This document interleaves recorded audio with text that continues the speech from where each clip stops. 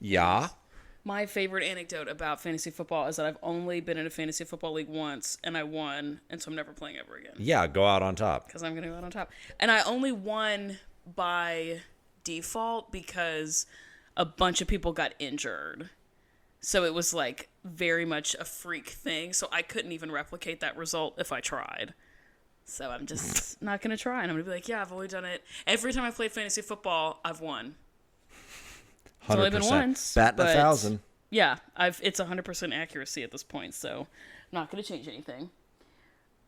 Okay. I think we're good. This new interface is not my specific jam. I don't love it. Interface. Barely know her. Barely know her. Oh my god, I'm so stupid. Kind of not. It just kind of is what it is. What interface? The thing? This little box thing. The doohickey? Yeah. I believe it's called. Yes, The professionally. thingamajig? And it's just different than the one I had. It has more things. So every week I'm just like, I hope this works. Hell of a it's contraption. recording something. I can see it on the on the laptop. So hope it's working. I don't know. That's kind of my vibe every time we do this podcast anyway. Like, yeah. sure hope something's happening. You wouldn't know if the tech was working or not. I watched. That's all I got. You see this, and then that's like literally it. I look over and there's some little blue squigglies. I'm like, that's my voice. Yay. It's capturing what I'm saying. Yay. And that's it. And then the little red dot in the camera. That's about all you know. I can barely even see that. I see that it's there, With but your glaucoma, your cataract eyes from being 65 years old. I actually have better than perfect vision, weirdly enough. Oh my but god. No, I just mean like so that's annoying. not a thing that I like. I'm never looking at. Hello, camera. Oh How are god. you? How's Sorry it I going? had to subject you to that camera. Yeah. No, but like I'm looking here so I can like just see that. Oh, sure. Yeah, that's fair. I just woke up from a nap, so I'm still like thawing a little bit. You know what I mean? We're like, I woke up from a nap like 20 minutes ago, and I folded my laundry really quick, and then you were like, I'm going to be late. And so I'm still thawing a little bit, but we're here. We're Two vibing. things. First, I also just woke Addison up from a nap per her instructions. Look, a Sunday afternoon Hot nap girl in nap. the fall? Are you kidding? What else am I supposed to do with my... I did all of the productive things I was going to do today instead of taking a nap, and then I got done with all of them and had extra time. So I was like, I'm going to go take a nap. Absolutely. Absolutely. I don't like naps, but I love that you guys love naps. I don't love naps either, but I know I have a very hard week at work coming up, so I'm trying to be more cognizant of, like, I need to get as much sleep as possible now because this week's going to be emotionally and physically ass. I'm jealous that you can do that. Whenever I know that sometimes I can't. When I've got some it's crazy shit coming up, I cannot fall asleep. I can't like relax. Yeah. It's not like that's why it's tough because sometimes on Sunday, I think it's called the Sunday Scaries. Like on Sunday, I cannot use it as a relaxing day. Yeah. First of all, because I've got work tomorrow, but second of all, because fantasy football is happening and my Right. heart rate is just at like 140 beats a minute Right. at its lowest all day. I can only predict the season of work right now because I work in an industry that's project based. Yeah. And so and my position is project manager, so it's project to project. And this project Say project again. That's taking up my week, or that's been taking up my weeks, is coming up. Like the actual event itself is coming up, so we're getting down to the finish line. And it's a very stressful event, and I feel as if we are very behind, and we have a fuck ton of meetings about it. And so, like, because of that nature, I can, like, anticipate the week and stuff. Yeah. But, oh, shit. Iggy the piggy. Oh, shit. Shake that up. Can you pet the couch next to you? Iggy, come here. Iggy. Iggy. There's food over there. It's not happening. There's food over there, and her mom is outside. Yeah. So she's going to go sit by the back door and wait. Last night, I looked over, and the door had just opened, and then Iggy walked in, and then the door closed. Like, Rachel was sitting out there and did it, but it looked like Iggy opened the door, because you couldn't see Rachel's hand. It was hilarious. A baked potato of many talents. I know. She's going to do that until Rachel goes upstairs, probably. She just sits by the back door, and is like, wait, can you come inside, Mom? I'm scared. She's so cute. Also, there's a fly. Are you ready to get started? Oh, yeah.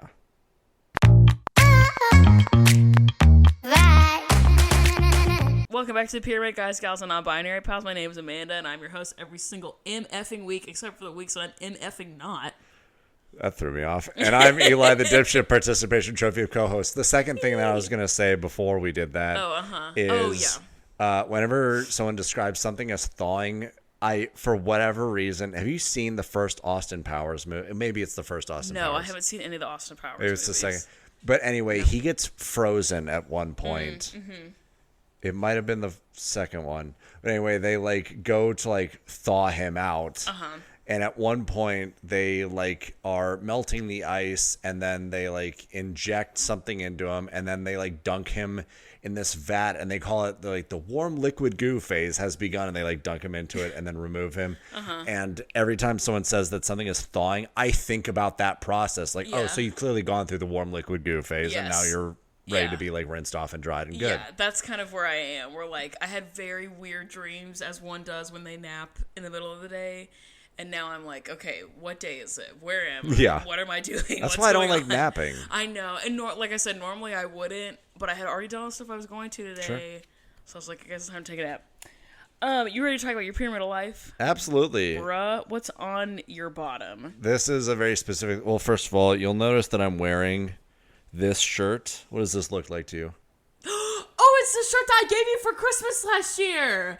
How about that? Okay, a side note, I've already decided what I'm getting you for Christmas this year. And I know you hate gifts, and I don't care. I'm so excited. I'm not a gift person. Oh, the t-shirt's a little bit big on you, huh? Yeah, I like it this way. I was worried about your height. Yes. The torso. Yes. Because you got that Michael Phelps body where the torso's just... Thank you. Yeah. He's an Olympian. That's a compliment. Yeah.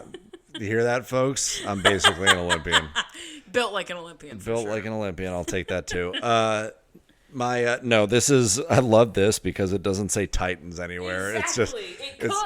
It's doesn't. Just, it's Tennessee Football Club. Who knows what that could be? It skirts around royalties like nobody's business. Exactly. Like walking an Olympic ice skater. Exactly. Bam. Triple axel. Yeah. Tanya Harding. No, the bottom of my pyramid is that there are injuries in sports. Like, these are borderline, like, superhero athletes, and then watching them get hurt. Sure. First of all, it, like, ruins the funness of the game. Like, because now the best players are no longer out there, but also, like, they're working their absolute hardest at this thing, and something completely out of their control happens. And first of all, they're often in, like, really excruciating pain, but, like, they feel like they let their team down. You could see, like... the disappointment in themselves on their face, and they're so frustrated, blah, blah. It sucked. There were a few injuries today that I like. From the Titans? And just through the NFL. Okay. And Aiden Hutchinson, who's he's an edge rusher for the Lions. He's a really great player. And he had to get like carted off the field, and it was, and they showed like close-ups of his face. Both teams like circled around him. He's like that kind of dude. Yikes. Both teams circled up, and it was really tough. That's the bottom of my pyramid. I hate it. I hate it so much. Speaking of sports, this is a good thing. Did you see that the Seattle Kraken named the first female assistant head coach in NHL history? That's dope. They've only been a team for like a couple of years. Mm-hmm. And their assistant coach is a woman, the first one ever in NHL history. And I saw a little video of them like doing like, welcome, blah, blah, blah, blah thing for her. And like the dudes are like, yeah, you're like going fucking nuts. Being and she's like hockey trying bros. really hard to keep it together, but like you can see she's like tearing up a little bit. Yeah. Like, it was really cool. And I was That's like, come awesome. on, hockey. Absolutely. Go off, Slay Seattle. hockey. Their colors are awesome, by the way. Have you seen the Kraken's like uniforms? Those are sick. Yeah. I like them a lot. They're like teal, right? It's like teal and navy. Yep. Yeah, they look really cool. My bottom of the pyramid is the traffic inside of a Trader Joe's. I went to Trader Joe's today, and there is something innate in the human experience. As soon as you walk into a Trader Joe's, you don't know how to exist. Like people stand, and I think part of it is the way that the store is set up, where they have like those aisles of freezers, but nothing is in a cabinet. Everything is those like open top freezer things, like deep freeze style. So you are like encouraged sort of by the flow of the store to walk along the entire thing. But if you don't want to do that and you know what you want, it's really difficult to cut through because everyone is lined up like that. Okay. They're also just like very small stores in general. I went to a Trader Joe's today, and it took me forever, and I was sweating by the time it was over, and I was so mad. And I was like, I have a list, And some of y'all treat Trader Joe's like you treat Target and you shop on vibes. And I'm not that girl. I'm not rich enough to be that girl. You have to. I have a list, and I have a limited amount of time. Oh, I need to add the closest to my Trader list. Joe's to me is 30 minutes away. I'm going for specific items. Get out of my way. Figure it out. Also, if you have screaming kids in the grocery store, I'm so sorry. I feel bad for you. Cut your shit and run. Like, they don't need to be doing a temper tantrum in the middle of the frozen food aisle. Get that kid out of here. Like, am I allowed to, though? To have a temper tantrum at Trader Joe's? In the middle of the frozen food aisle. Yes, that's fine. You can, but a child cannot. I will continue doing so. Do you like maple flavored things? It depends. So no, probably. It depends. Trader Joe's has these maple versions of Oreo cookie things where it's like cookie and like a filling in the middle, and they're shaped like leaves. Bruh.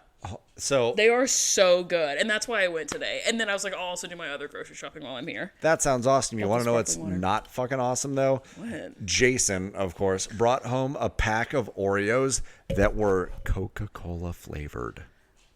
Jason needs to have his rights revoked. I took a bite of one Jason. and was just like, Jason, why would anyone make this? I don't know. What are we doing? I don't know. And like, why? If it makes you feel any better at all, he also didn't like them. Okay, good.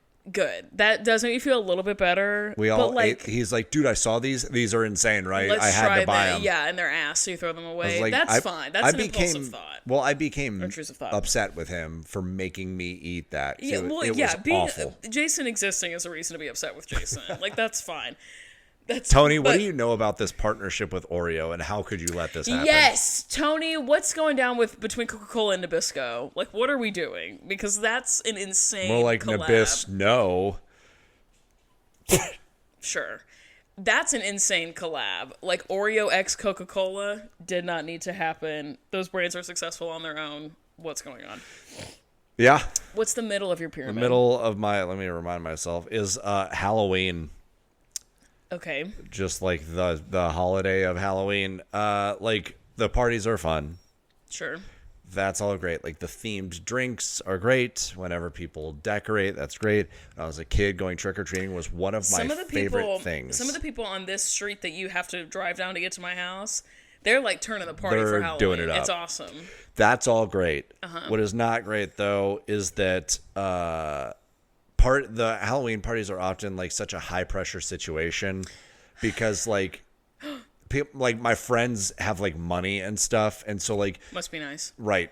I don't, but my friends do, right? And like costumes are so expensive and or take so much effort to like put together a good one, or like so much just thought to come up with a clever one or whatever, and I don't just like schlepping around. You have to have a costume that not only like looks good and is funny or whatever. It has to be funny nowadays, which is a struggle. But also, like it has to be movable. Like you have to be able to like get into a car and go to a place or whatever.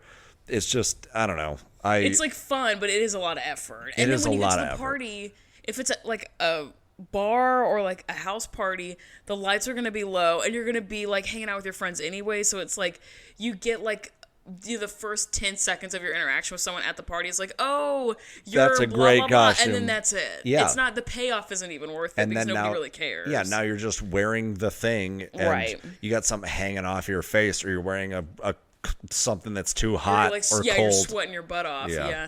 I have decided my work friends are going to play trivia the week of Halloween, and all of us are dressing up, and I've decided I'm going to be Edna from The Incredibles. Edna I'm very excited.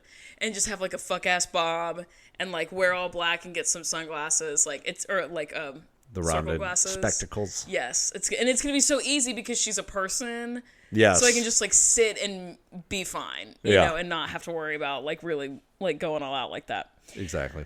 The middle of my pyramid is book themed. Like the bottom of my pyramid was book themed last week. I finished the book Air of Fire by Sarah J. Maas. If you're a girly on the internet who reads Sarah J. Maas books, please write in, let me know.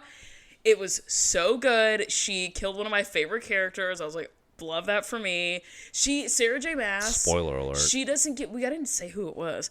Sarah J. Maas gives zero fucks about your feelings. Like this character that she has spent like 700 pages convincing you is sweet angel baby from the Lord dead at the end of the book. Sure. And, like, with no... Just, like, they died to prove that someone else is evil. Which, like, I already knew that because that person is, like, responsible for genocide in this, like, magical land. So I already knew that. You didn't have to kill my favorite character. Like, that's so fucked up.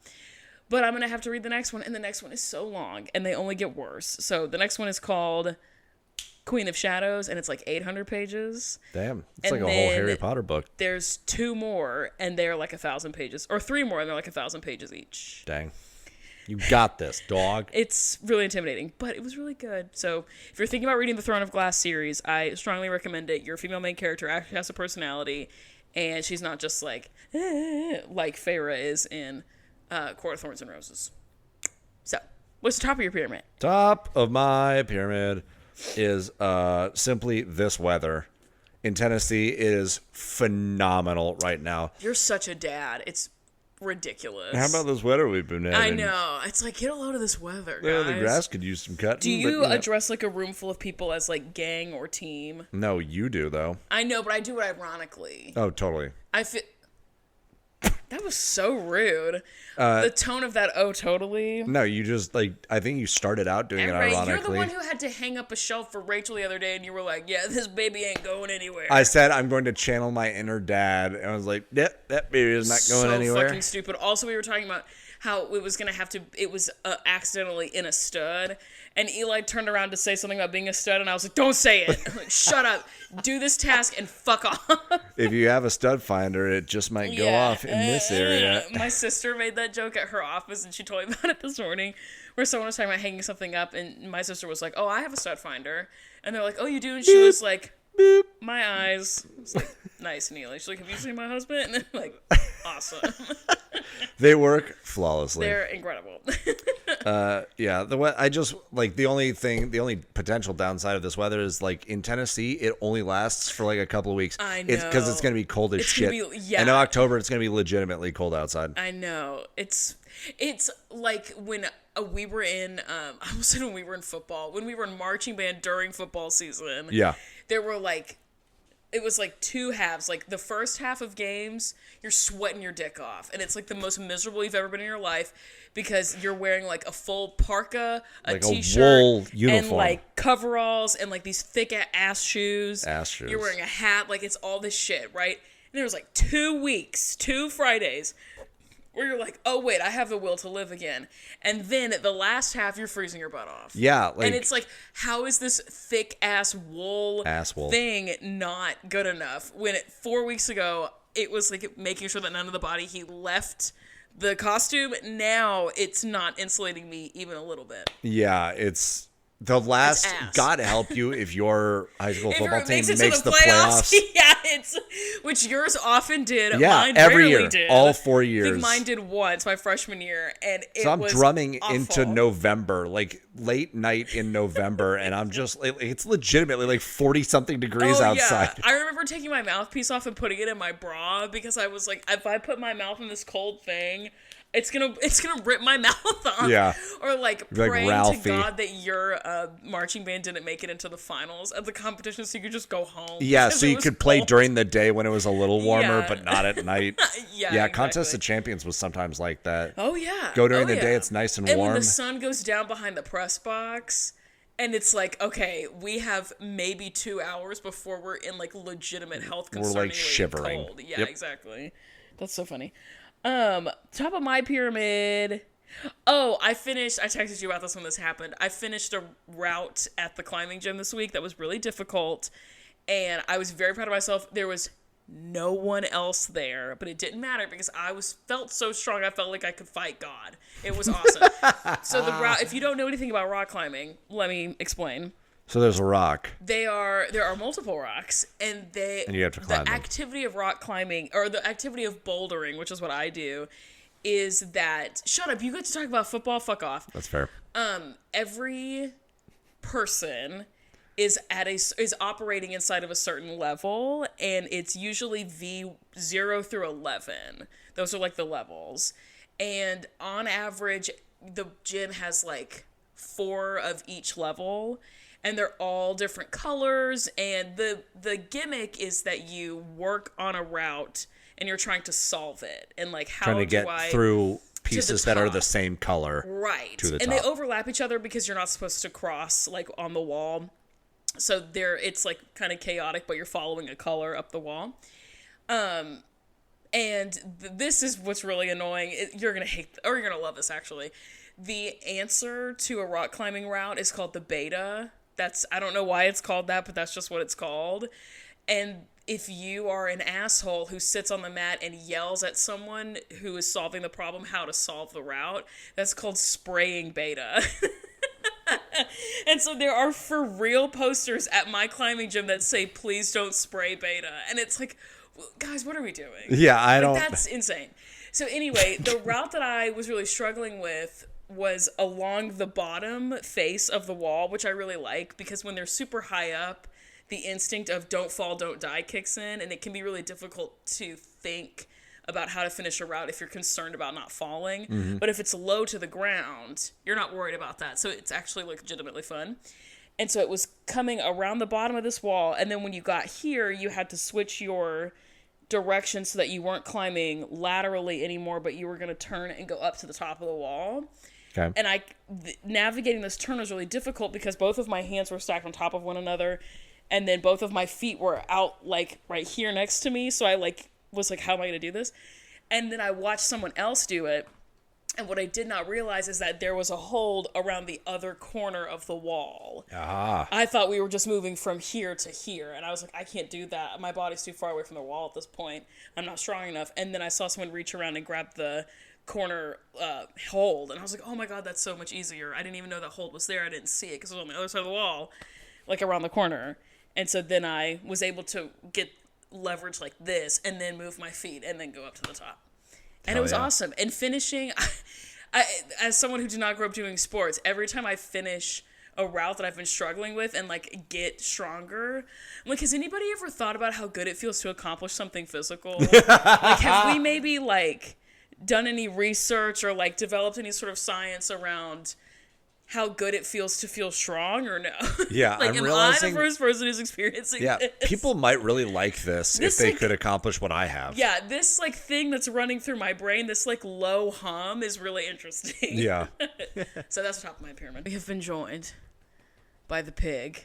Slightly against her will, but that's okay. Definitely against her will. She's barely in frame, but you can still see her. Oh, the pig. Rachel was so bummed that Iggy got to make her podcast debut before she did. Well, I mean, look at this thing. But like, but I told her, I was like, Iggy's gonna sit there and shut up. I'm just kidding. I love you, Rachel. Can you hear this oinking? Yeah, I can. We need to set up the third mic just for Ig. Wait. Don't hurt her, please. She's not hurting her. She's old. She's Trying literally to jump like off 12. the couch. Iggy, come here. You're instilling poor behavior in her. She's only supposed to lay on her blanket. I'm hoping. Pig, do you have any thoughts? Oh my God. Iggy, lay down. Thank you, girl. Good girl. God, she is just so strange looking. Yeah. What a sweet Baked girl. potato body. Yeah, picking her up.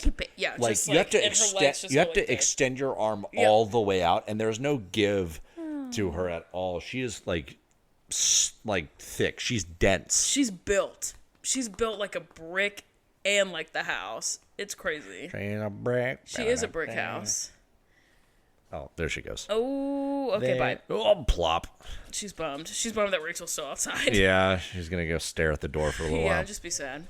We're gonna put some chicken wire out around the bottom of the fencing. Okay. Because sometimes when me, Rachel, and Iggy are all outside and we're having girl time, Liza gets really jealous. Classic. And she needs to be, and she'll like stand inside, tear through the blinds, and scream. Oh my God. So I'm just gonna put chicken wire on the bottom so she can come out and we can all have girl time. You ready to talk about this week's episode? Oh wait, no. We have emails. JK. I was. We have emails. We have emails. Guess I'll We have just emails. hold on to my bottom dollar. Hold on to your bottom really quick. What? Primary. Okay, there we go. Hold on to your asses. Okay, this is another email from Alyssa with the subject line, 4th email in a row, really want bestie status. She said, hi, awesome Amanda and Eli the egghead. Slay. I'm so happy you guys released an episode last week. When I opened my Spotify on Wednesday and there was no new episode, I felt sad. Side note, that was because I had left my laptop downstairs to upload, and I was like, okay, let me do this, whatever, and I like did the closing shift of being a roommate. You know what I did? You know what I mean? And then shut my laptop and went to bed. And then I woke up and I was like, oh, I totally just like fucked up the upload process. Great. And so then when I got to the office, I uploaded them. Thank you as usual for your thoughts on how to make a house a home. Love to hear what you have to say. I love to make my dorm homey by using the color pink everywhere because that's my favorite color. My Dexter pillow also helps. If you're referring to Dexter's Laboratory, please write in. Oh my God. She just says Dexter. I don't know what that means. Oh, it might be the serial killer. Yeah. But I want it to be Dexter's. Two very different characters. Get out of my laboratory. Yeah. I told my mom that I emailed you guys and that you read my email, and she could hear the smile through the phone. She also thinks that the Goodnight Alyssa is genius and hilarious. She's the best dance mom I could ever hope for, so shout out to my mom. I know this is far away, and thank goodness for that, but when you guys eventually end Dance Moms, you should think about recapping Abby's Ultimate Dance Competition. I love to hear your thoughts about it. I just joined, you're gonna love this. I just joined a service sorority at school, and it got me thinking about your job, Eli. We are volunteering at a food bank in a couple of weeks, and I'm thinking of you. Community service makes my heart so full. My question for you this week is, what is your favorite holiday? I'm writing this email on Rosh Hashanah, the Jewish New Year, and it got me thinking about holidays in general. Think about that question. Bottom of the pyramid, spending holidays away from my family. Middle of the pyramid is jewelry. I love wearing it for certain occasions, but not every day. That's fair. And the top of the pyramid is my community service sorority. Okay. Heck yeah. What is your favorite holiday? First of all, shout out to you for being in like an actual service-based sorority. That is great. Food banks are, in my opinion, one of the best ways that you can spend your time. It is the most essential. Tangible, is the most essential need that human beings have. And it's a tangible way to meet the most essential need. Exactly. Also, Shabbat Shalom, bitch. You know what I mean? Rosh Hashanah, yeah. You know what I mean? Apples and honey. I prefer challah and honey. True. It's just like a little sweeter. Your cousin Helene, yeah. making challah, your favorite. Challah French toast. Yeah, that is the best French toast. You get someone who can actually make good, challah. You're going to send a shockwave through the microphone. My favorite holiday is Thanksgiving. It is without a doubt. Because you're a dad. Thanksgiving. First and foremost, there is nothing religious about it.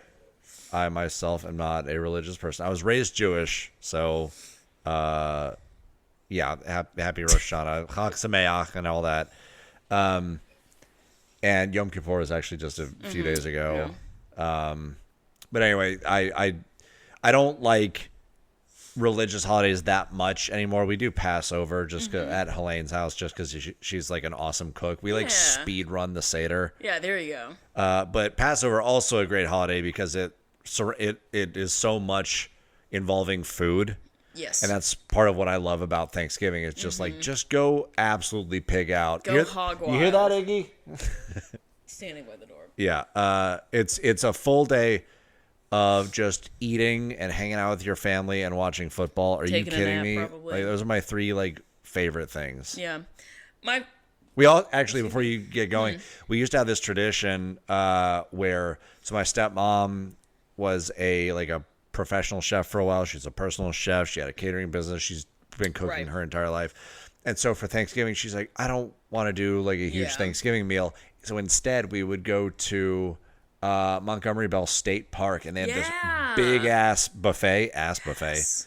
Montgomery Bell State Park is lit. Yes. Yeah. It's great. We would go and just like absolutely pig out every year, and then like go for a walk afterwards, like through the state park. What was so great about that, though, is when we would go, all of the men would show up wearing the most insane sweaters that we could find. And I still have like all of those sweaters, but that was always fun. And the funny thing is, like the second or third time we went there, several different groups of people remembered us from previous years. Like, that's that they're family. The sweater. I was telling you about them. They're the sweater family.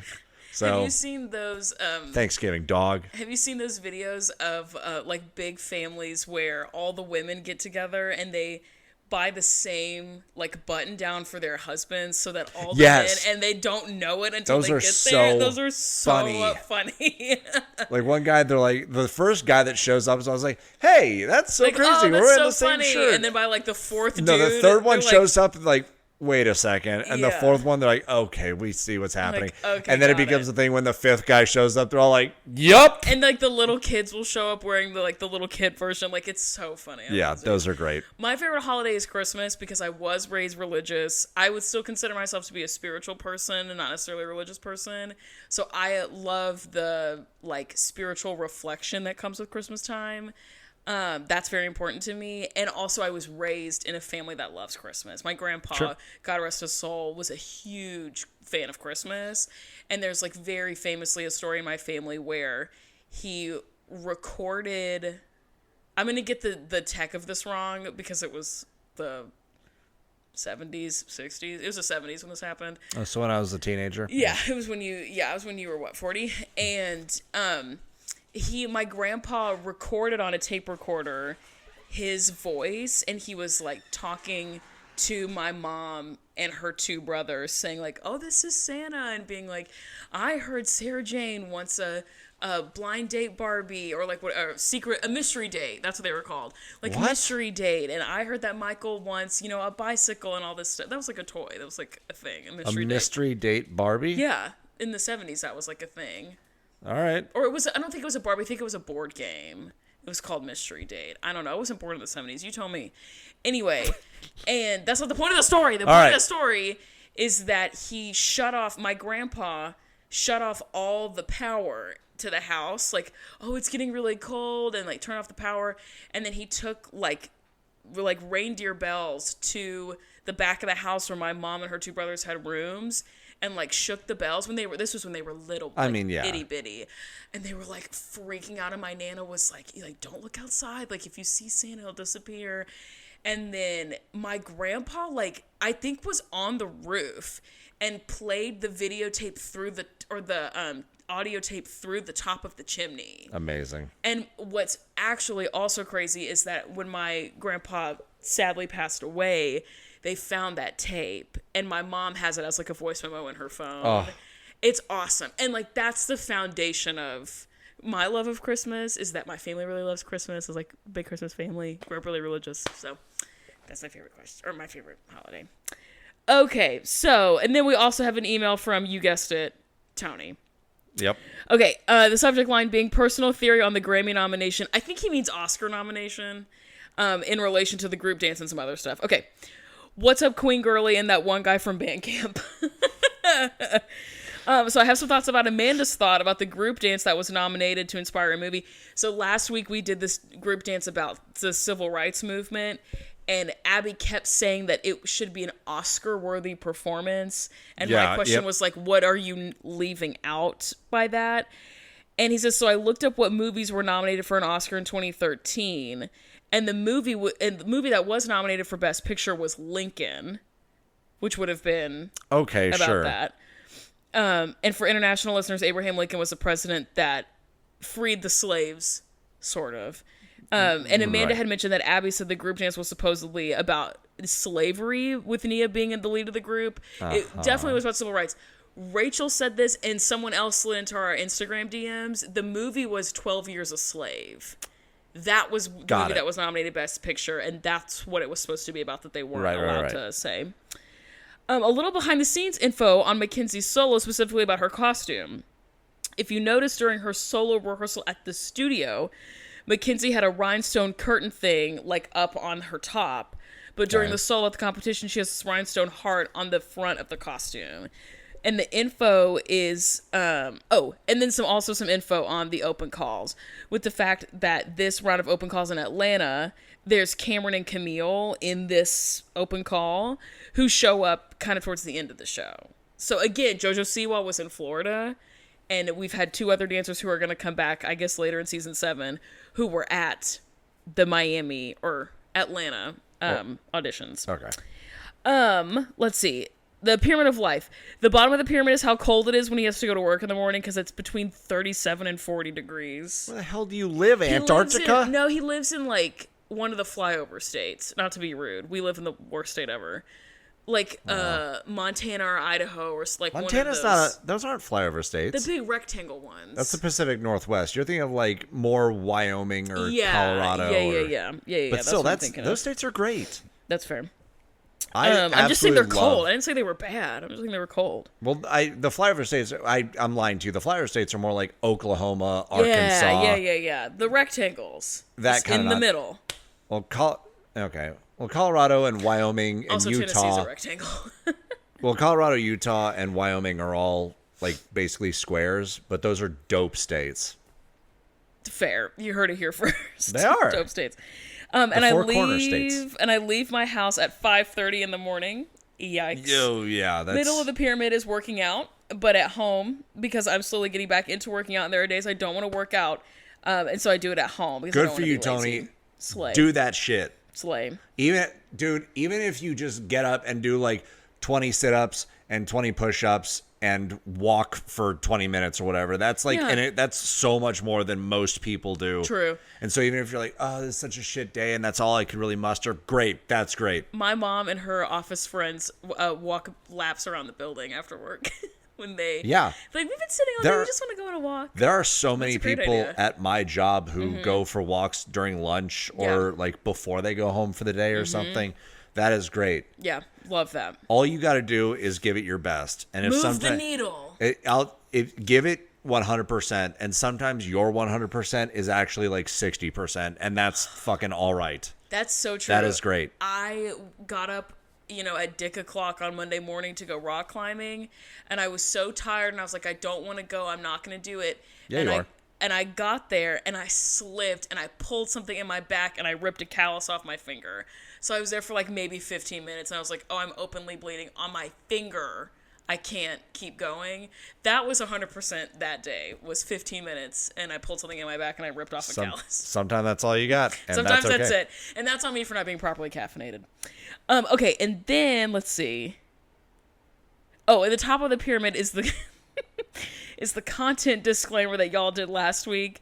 I know y'all be working a traditional full-time job and don't have time to do the deep dives that I do. And I do the many deep dives because as the resident behind-the-scenes correspondent, that's my job and what I do for y'all. Period, Tony. To all my haters out there, y'all don't mess with my girlies because when you mess with my girlies, you mess with me. Period. I do need to say this week, for this episode, I did watch the not choreographer's cut version, the one that's in Lifetime, because we have a hater on YouTube who comments under every single one of our videos that we need to not watch the ones on Hulu because they're ass. Hilarious. But what was really funny... Hilarious. What was really funny was that same person commented and said... on the video we were talking about MIA, that person could not believe that I lived with the 2010s and didn't know who MIA was, which, as a side note, after the episode wrapped, Eli played that song for me, and I was like, oh, yeah, I've heard this before. Yeah, Not that it matters. It got 2 notes into it, and I was like, I know this song. Yeah, I know this. Yeah. But then they said, there's no, I guess she doesn't know who that was because she was too busy listening to Miley Cyrus and Justin Bieber. And I was like, wow, you got me, gal. Yeah. Actually, yeah. 2 people she's openly professed her love for many times on this podcast. Whatever. Anyway. The hate listen is just phenomenal. It's phenomenal. It's so good. It's like, do your thing, be on the internet in the way that you want to be on the internet. It's just not the way that I choose to be on the internet necessarily, but like, do your thing, whatever. But I did appreciate that the top of his pyramid was us being like, we're the most regular people you've ever met in your entire life. We have full-time jobs. We have a full friend groups outside of one another. Like, we are real people. This is in my living room. This may shock once a week. We don't make any money off of this. This is just for fun. Like, but thank you for listening. Yeah, thank you for listening. I would accept your money if you gave it to me, but we don't make any money off this. We run no ads. So it's just for fun. So it's just not that serious. Song of the week is Rather Be by Clean Bandit, but specifically the Pentatonics cover. Tony, I know that's fucking right. I was just thinking today, I was listening to, you guessed it, Justin Bieber in the car on the way to church this morning, and I was put that shit on shuffle, and I got to the song, What Do You Mean? And I was like, this song is great. But then I thought of the Pentatonics cover of Where Are You Now, another Justin Bieber song. That cover is hot. It's awesome. What? Love Tony, King of the Coke Employees, Bestie of the Pod, and Dance Hashira of Line 3 and Line 3's Lord and Savior. Your title Thank gets you, Tony. longer every time. Self-appointed. It's everything to me, actually. It's very important. Okay. Now are you ready to get into the content of this week's episode? You bet your bottom dollar I am. Shout out to Cheyenne for DMing me a thirst edit of Hassan Piker. I responded and I said... Bark, bark, bark, bark, No, bark. I said this was also on my FYP and it made me want to take a bite out of my phone. It starts with him being like... Oh, he's reading a comment in his live stream, and he, like, takes his jacket off so his big old biceps are out. Jacket and off. he says... Jacket Yeah, please, for the love of God. And he said, he was like, make sure your girlfriend isn't watching this stream, because after it's over, you're not going to have a girlfriend. And there's, like, some bullshit music and, like, a velocity edit. You're not going to have a boyfriend. I'm like... Sure. No, he's reading a comment, and someone's like, me and my girlfriend are watching the stream. He's like, don't let your girlfriend watch the stream. You're not going to have a girlfriend after. I was like, oh my God. Is he going to kill her? I would let him kill me. No, Amanda. I would. No. The dick of death. I would let that happen to me with Hassan Piker. I don't have standards when it comes to that man. Murdered by penis. So true. That's what a way to go. Okay, this week. Oh, Lori, what a wonderful way to die. What a hell of a way to die, yeah. Okay, this is season 4, episode 6, Clash of the Chloes. Allegedly. I did watch the Lifetime episode this week, so the one hater in our comments can hate on... Pick something else this week. A creativity challenge. Pick something different. I still watch the choreographer's cut. Slay. So okay, and I almost told you to watch the Lifetime, but then I didn't, because I am wondering legitimately what the difference is between what we know. How do I even watch Lifetime? So Lifetime has just like an app, but you do have to have cable. No. The app is free to cable? download, but you have to have like Uverse or Xfinity cable. You still have to have a service. I do not. Nope. My Hulu parents do, so I was like, let me get in that AT&T login. Hulu it is. Yeah. Also, you have to watch Abbott Elementary. Speaking of Hulu, that just came back last week and it's so good. Okay. Anyway, previously on open auditions. We know this. Duh. Wait, what? I know they're having an open call. What do you mean? We have never heard about this before. Yeah, I know, for real. This is what brand new a shocking info. occurrence. What a shocking revelation. Oh, yes, and then I have a note here because they talk about how great the group dance was last week, and it was supposed to be based on 12 Years a Slave. Right. Which, this is my, like, schema for civil rights, but up until, like, however many days ago it was that I watched this, I don't think I was thinking of slavery illegalization of slavery as part of the civil rights movement. I think in my brain I was thinking it's like slavery, and then once slavery was illegalized, then it became a fight for civil rights. But you could definitely make the argument that the struggle out of slavery is a struggle in the name of civil rights. Yes. But I think when I think of civil rights, I think of like whatever we were taught in like middle school and high school, and it's like, it's about segregation in the 60s. Yeah, the end of Jim Crow and all that. Yeah. Yeah, there's slavery and then the Reconstruction period and then kind of the modern civil rights movement began. Right. But there's like a lot of texture and color within all of that. There's a lot of rise and fall and small wins and big losses and blah, blah, blah. Right. That kind of led us to that point. But yeah, the way it's taught is very like pun, very much intended, black and white. Yeah. It's like there's slavery, and then there was Jim Crow, and then there's the 60s. Yeah. And hey, everything's perfect now. Well, and I think to that point, I think part of it is like, if you classify slavery inside of the civil rights movement, civil rights are still something that we struggle with today. Correct. So it has to be like the American public educational system benefits from people believing that slavery is a separate thing from civil rights because we're currently fighting for civil rights. But slavery's over, and look how much progress we've made. Yeah. When really you could say the whole thing is a civil rights issue. It very easily it could. is. Yes. Yeah. Anyway, we're in the mirror room in Pennsylvania. This episode... Wait, what were you going to say? I was going to say the kids literally come skidding into... Yeah, this episode was very normal. Mackenzie, like, And they're really cartoonishly happy. skidded, like a character in a cartoon is running and then stops. Like and they're Roadrunner, yeah. That's what it looked like. And then the moms like power walk in as well. Like, why do they always look like they're in a rush? I know. Like they didn't know that this was happening. Whatever. Who knows? Abby gives them a congrats on an overall high score. And then in her talking head, They think they might be safe, but I have a surprise that will put the fear of God in them, basically. yeah, it's so dumb. So dumb. Did you get what she says word for word? She says the girls might think they're safe after winning these past few weeks. The face of the team is going to change. Okay, whatever. She's now being passive aggressive about, like, some of you bitches might think that you're safe. Because It's strange that you would think that. my mom, almost caught a case out in the streets of New York, and I'm still here. My mom walked out of the, dance concert 2 years in a row, and I'm still here. Like, she's being passive aggressive about all the moms.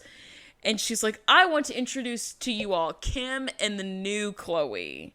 Yeah. And she like leaves and she brings in this mom and this new student and doesn't really give any context. You find out like later that this child's name is also Chloe. Yeah. That's why she's calling her the new Chloe. She's not propping her up to be direct competition, even though she says she totally is though. But she says the new Chloe, but she doesn't give the context of that her name is also Chloe. Yeah. So it's old Chloe and new Chloe is what she's going to go on to say later. Yeah, Christy rolls. Because that's her name. Christy's eyes almost roll out the back of her head. Christy's eyes just roll like almost audibly.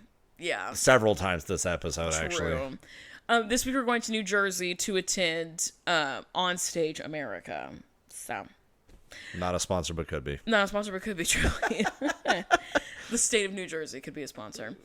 Oh, actually, no, thank you. You're hating on New Jersey?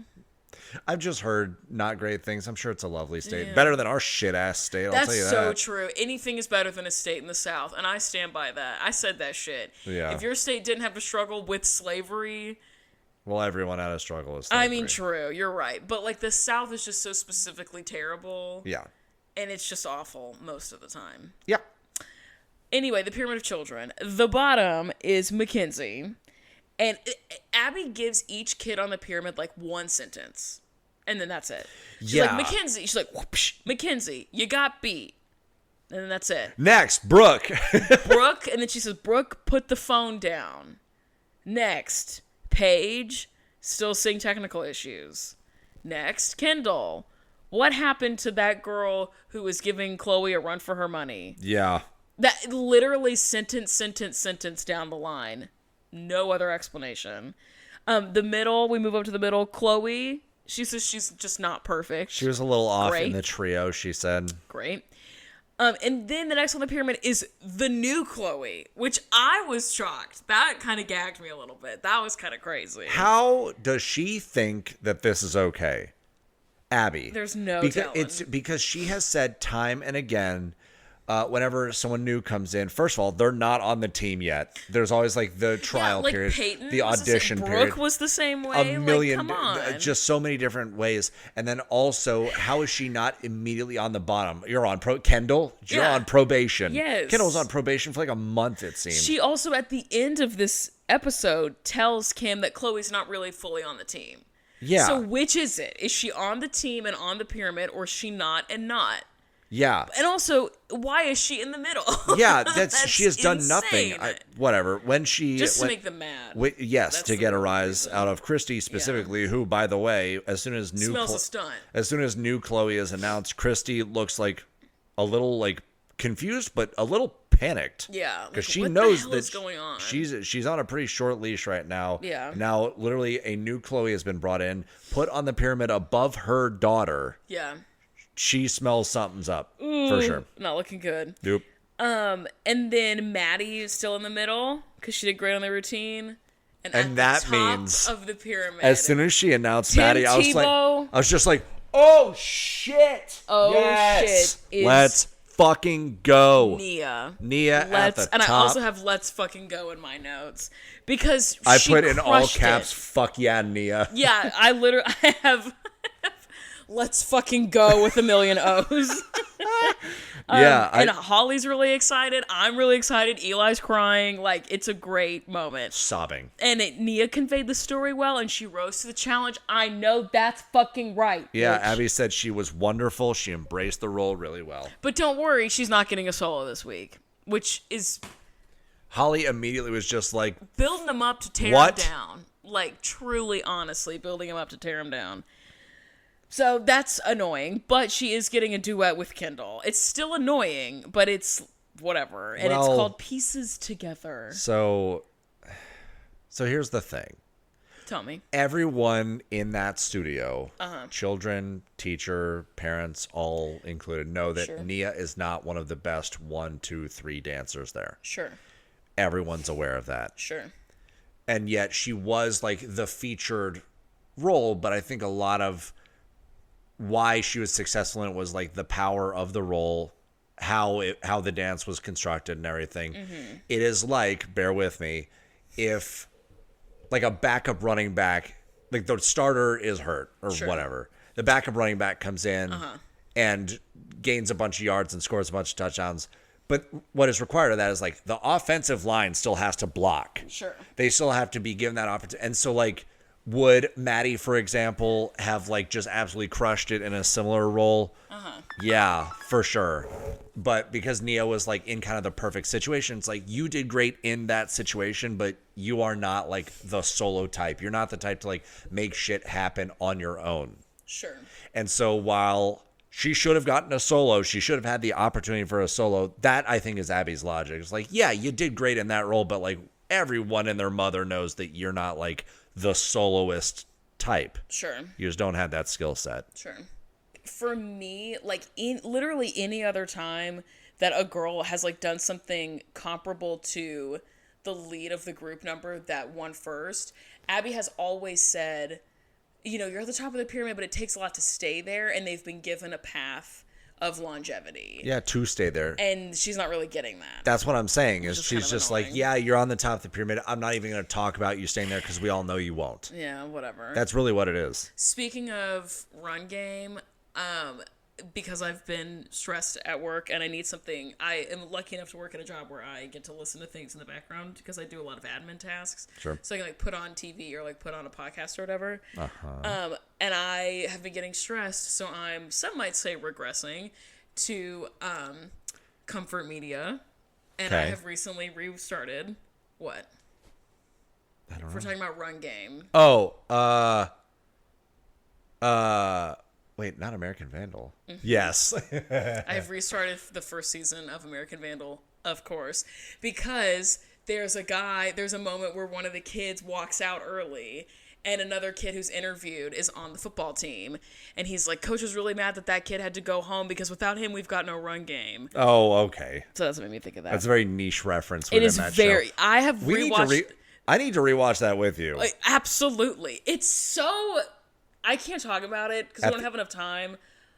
That show is so fucking good. If you have a Netflix subscription, you have got to go, and you're into true crime even a little bit. Please, for the love of God, I am hand and knee begging you, go watch a TV show that's called American Vandal. It is a fake docu-series of high schoolers investigating crimes that happen at their school. A very minor crime. Yeah, the second season is they travel to a different school. It's still funny. It's still very funny. The first season is about someone mysteriously, a student allegedly spray painted penis. Don't even spoil the whole thing. Oh, okay. They vandalize a lot of things on and school so they're property. like, there are students who are in the media club who are doing like a serial style I love Serial. Yeah, Serial with NPR. Or not. No. Serial a production of NPR? Serial with Milk. Serial was a production of WB Easy Chicago, I feel. I can't remember. Anyway, it doesn't matter. But they interview other students at the school and they interview teachers to try to figure out who did it because there's a kid who's being accused of it, but they don't think he did it, kind of like Adnan Syed but maybe in he Serial. did. But maybe he did. And there's a moment where the interviewer says, or what someone in the series says, if this student did it, he's the unluckiest kid in the world, which is something that Sarah Koenig's secondary reporter in Serial says. If Adnan Syed didn't do this, he's the most unlucky man in the world. So that is a call out. They're like, they're doing it on purpose. It's so well done. I was hanging out at Eli's house one night in 2019. And I was like, you would love this show. It's about high school students. You know some of these kids. You know the archetypes of these kids. We started watching that show at like 8 p.m. probably. And didn't stop until it was over. And Eli was like, we're watching the whole first season tonight. And I think I got home at like 4 a.m. Yeah, I think we stopped around 3:30 a.m. Yeah, and I got home at 4 a.m. because we just powered through the whole. It is so good. Yeah, one of my favorite. So it is truly a masterpiece. Jimmy Tatro is that girl. Yeah. I love Jimmy Tatro. He's so fucking funny in that show. All the people in that show are just great. I'm also going to make you probably at gunpoint watch a movie called Theater Camp with Jimmy Tatro in it because you would love that movie also. You told me about Jimmy it. Jimmy Tatro is just so funny. Yeah. And he plays this like burnout stoner kid. And I almost texted you, but I didn't want to be annoying. But I got to the part where Jimmy Tatro's best friend is like, fuck Shapiro! Fuck Shapiro! Like, it's so funny. Okay, anyway. Back to, I don't even know how we got started talking. Oh, we were talking about running backs. I said we've got no run game. Yeah, no run game. Okay. What am I? Oh, okay. Nia's not getting a solo, but she is getting a duet with Kendall. That's where we stopped. The group is called Why Not Me. Mm-hmm. There is Chloe v. Chloe, where she says old Chloe is doing a solo called Seeing Red, and the new Chloe is doing a solo called The First Day. Ugh. And that's it. Cool. Melissa is making a face. She's giving Abby the stank eye, and Abby's like, "Is there a problem?" Yeah. And Melissa goes, "I'm not gonna say it. I won't do this right now. I won't say it in front of everyone." And Melissa and her talking at us like Maddie needs a solo. Yeah. Like, okay. Sure. You should be glad that your child is not actively up against the firing squad. Like, yeah. You're good. Just play it safe, sit quietly, and shut up maybe. The thing is, good. like, it doesn't matter what else happens. It doesn't matter who else is there or not there. Maddie is still the favorite. Yeah. She's still, like, whether she's getting a solo or not does not matter. Yeah. She is the default Abby's favorite. Yeah. Leave it alone, Melissa. You're good. Just shut up, You're dude. You're totally good. Just sit quietly. Abby dismisses the moms, tells them to go upstairs, and she tells Kim, which is the new student's mom, if the pre-existing moms start to attack her, to bang on the glass, and Abby will come save her. I thought that was kind of funny. That was very funny. Like, just bang on the glass, and I'll come up there. Yeah, I like that. The moms go up into the Lido deck, and they are grilling Kim. What do you do for work? Where are you from? How long have you lived there? What's your social security number? What's your social security number? What's your address? Do you own a dance studio? Are you a dance teacher? Just like really giving it to her. And Melissa in her talking head says, well, Kim says that she works in a med spa. And Melissa says she works in plastic surgery, which like, is a very loaded term. And then she's like, and I can tell. Yeah, Kim works in a plastic surgeon's office, and that's pretty obvious judging by her face. Melissa, that is so rude. That's so catty and rude. Yeah, also, most people that have had plastic surgery don't work in plastic surgeon's office. Also true. Fun fact. Like, why? That doesn't. One does not. Was that a stereotype? I don't know. False equivalency. Oh, sure. Where one thing must mean something else. Sure. No, not true. We're seeing Chloe's solo rehearsal, and Abby is like, Chloe is envious and jealous. You're angry and jealous, so you're seeing red. No, she's not. You know what she is? 13. Like, envious and jealous and seeing red? No. No, Abby. She's a child. That's how you feel about Maddie. You want her to feel that way because you want to breed competition so that you don't feel like such a fucking freak for feeling competition edge against these children. Yeah. You want people to join your ranking, and no one will do it because you are alone. Well, you also, suck. if they're mad at each other or jealous of each other or whatever, then they can't feel... They're focused on that and not the negative feelings they have towards you. Literally that. Oh, literally that. And then we kind of cut back and forth. The moms are back up in the Lido deck, and they're like kind of giving Kim the lowdown. They're like, this is what's going on. These are the girls. This is how Abby acts. And Kim in her talking head is just like, I don't know how I feel about all this. Like, I still have some questions for these moms. She doesn't really trust them, you know. Just, they say they're team players, but they're clearly just here for their daughters only. Like, Uh-huh. I mean, you can be mutually invested in both, unless you're Melissa. Right. But if you're anyone who's not Melissa, Well, Jill. and Jill on a bad day, you can be invested in the success of the team that your daughter is a part of. Right. Right? It can be both things. I agree. And then we see the solo time for the new Chloe, and the moms are making really mean comments about Kim's face again, which is just so fucking rude and awful. Yeah. It's not even like... there's just something so rude and so subhuman about calling someone ugly and being for real about it. And like, I just met this person, I just met this woman, and I think she's ugly. Girl, shut the hell up. That is so rude. What's interesting to me is like, what did I have? Kelly says, like, I wouldn't want Kim working on my face, judging by hers. And Jill actually pops up and says, hey, like, that's her livelihood. Yeah, Let's not. But also, Jill's kind of giggling a little bit. So yeah. it's like, yeah, where she's like, hey, okay, I think that's funny. But also, like, bro, we're on TV right now. yeah, Let's not like, fuck with her. chill But out. also, all that aside, and on a much shallower level, when you like walk into a barber shop, for example, and you see one person has a terrible haircut and everyone else has great haircuts, who are you going to get your haircut? I guess, but The like, person with the bad haircut, because they do everyone else's. yeah, I guess that's fair. It's just like, and you also don't know her. Like, I'm all about calling like men who are misogynistic and awful, calling them ugly. Yeah. That's fine. Like, you're not hot enough to be mean to women. That's a fair judgment.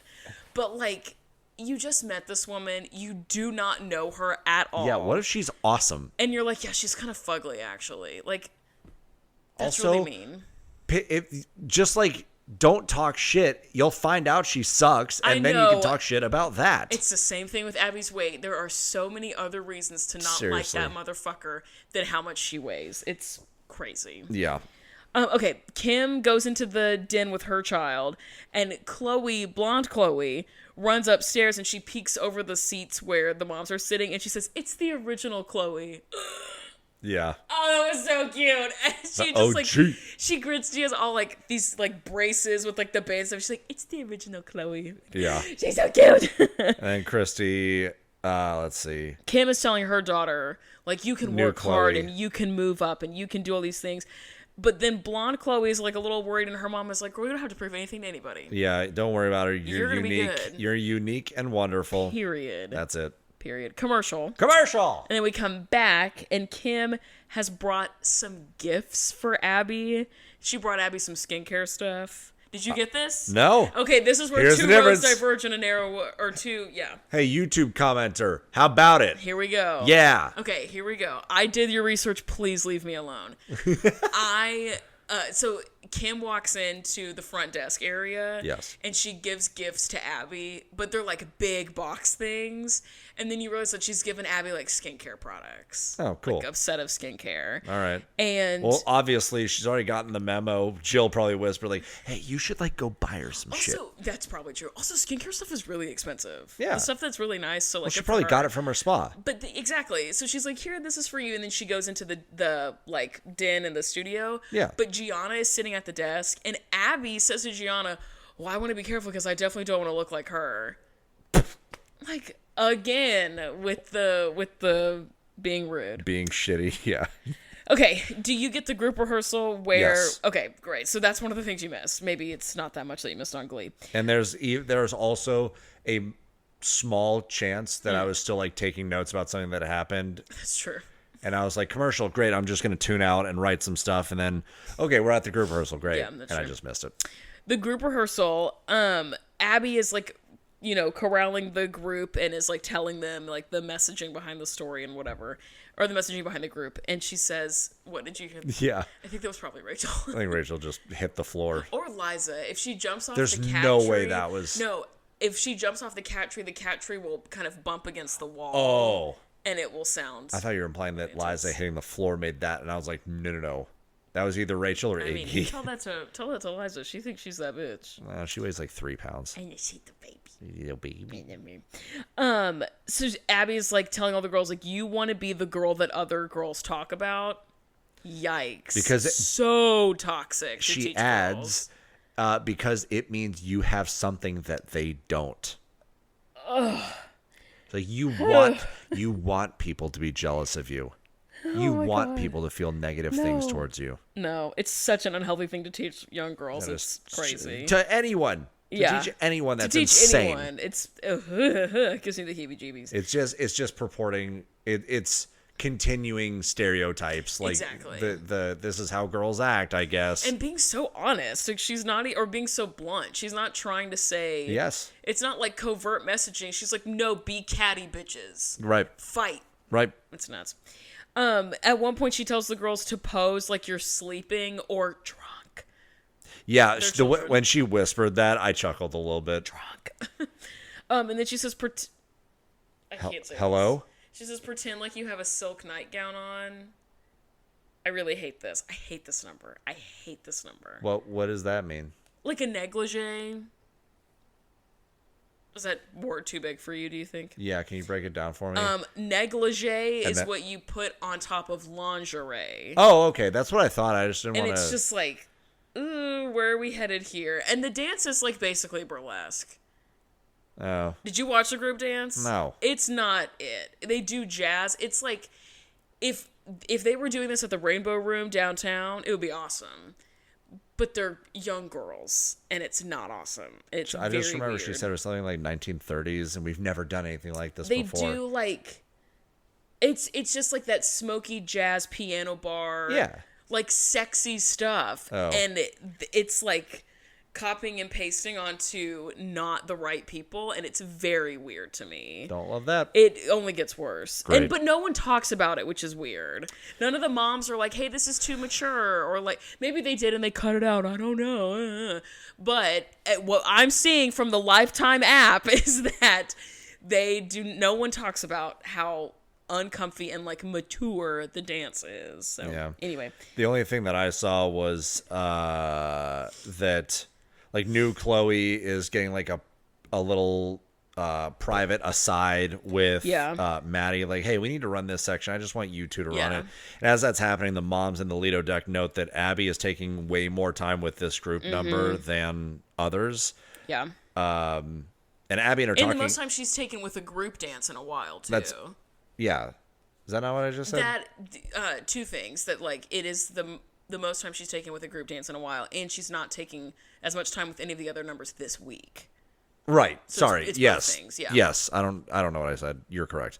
Abby in her talking head then says she isn't sure about new Chloe because like in the audition, she makes a good point. Like in the audition, like it's technique. That's all I'm looking for is technique. And then can you follow instructions? But then like when you're actually trying to gel with a group, there's a lot about timing. There's a lot about like positioning on the floor. There's a lot about like being able to just learn quickly. Yeah. And so like new Chloe is kind of struggling with that. Like her technique obviously is great. Right. Which is what caught Abby's attention. But she's like, now that we're actually learning the group number, new Chloe's kind of struggling. Right. Jill asks Holly, like, what are we going to do about this duet? It doesn't really exist. We're leaving for the competition soon. Like, what are we going to do? And Holly's like, well, Abby doesn't really care about it at all. So let's just go and, like, ask her what's going on. Which is a very un-Holly-like thing to do. I know. And they go down in the middle of the rehearsal. Yeah, Holly... Which I was kind of shocked. Well, it's because the rehearsal is, like, stretched out for so long. And Holly's like, I mean... I kind of want to know what the hell's going on. Like, I'm going to go ask because, like, what's the worst that can happen? Right. Famous last words. Yeah, for real. And then Abby's like, look, if I get to it, I get to it. Can y'all please leave me alone? Yeah. Which, kind of fair. Well, when Holly asks about it, Abby, she's like, hey, so, like, what are we thinking about the duet? And Abby pauses as though she forgot about the number. She's like, she was like, I don't know. No, she, like, looked down. She's like, it'll just have to be later. Like, I'm gonna get to it when the I get duet to it. that you assigned. Remember? To like two of the kids you give a shit about the least. Remember that? No, she does not. Nope.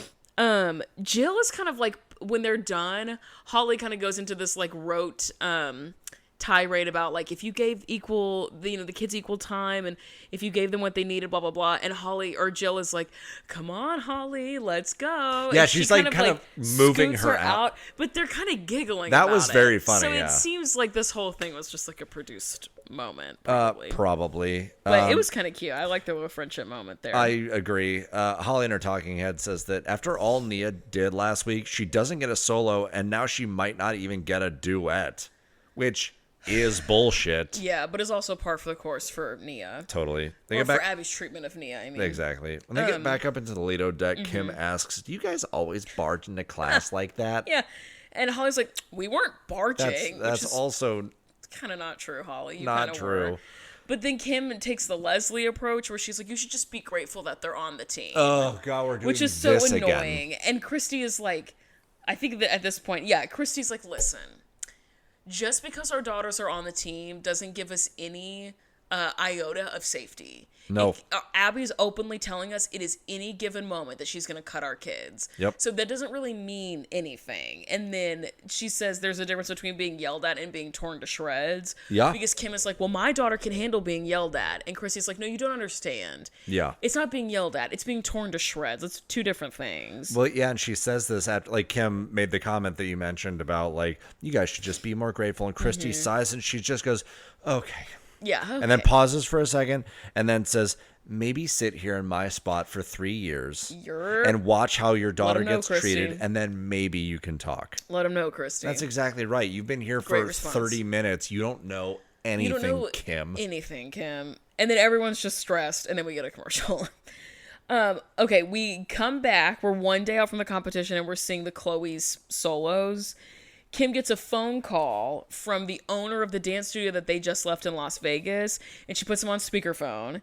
And he's like, "Hey, what the hell are you doing?" Yeah. Like, why? Basically, like, "Why did you leave me?" And he asks Kim what she's doing, and he says, "We would destroy." He says, "We're one of the best. We're one of the highest ranked dance teams in the country. We would dance circles around Flabby Miller's kids." Damn. Gotta admit, that's devastating. It's a little clever. It's a little clever. I wouldn't say it's funny. I would say it's clever, for sure. Yeah. Flabby Lee Miller. All right. And then Kim, or the former owner asks Kim, like, "Don't you think that your daughter's better?"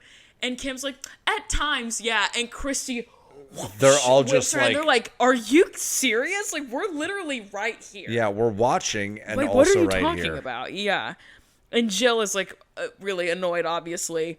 Christy's also annoyed, and she's like, "Is this bitch high? Like, what's going on over here?" And then Christy in her talking head says, "That is a great way to make an enemy out of Melissa. Yes. She's crazy. She'll slash your tires." Yes. She's like, "You say that your daughter's better than Maddie, and you'll go out to the parking lot and your tires will be slashed." Melissa's staying there just smiling She's at like, you. "No, I don't have a problem with this at all. This is totally fine." Yeah. Jill and Holly are really bummed about the duet not getting any attention. And Kim is like, "Well, I just want everyone to know that that's not my daughter's fault." I'm like, no one asked. No one said that, first of all. Also, that's not true. It absolutely is your kid's fault because that's what's throwing off the group number. That's why it's taking so much longer. So Exactly, that's not true. yes. Nia and Kendall finally get to walk in, and the moms like see them walk in. They're like, they start "Woo!" cheering. Yeah. And then Holly in her talking head said this is going to be a mess because they've thrown off the new Chloe's thrown off all the timing. Well, yeah, and Holly also notes, she's like, "Abby's dances tend to be pretty complex and well thought out. This duet doesn't seem to be." Yeah, she says it's going to be really common. Get fucked, Abby. Get fucked. And then Abby is really mad that she's having to like do her job and remind girls and show girls how to do things. She's getting mad. Yeah, after being on her phone in rehearsal, which is like, as far as I'm concerned, so rude. In terms of rehearsal, if you're on your phone during rehearsal, as I don't an care. Instructor? Yeah, instead of like paying attention to the kids and giving them feedback, you are out of your gourd. Yeah, what are you getting paid for? Absolutely like, not. What the hell? So then Jill is really mad, and she's like, "I'm going to go downstairs, and I'm going to give Abby a piece of my mind."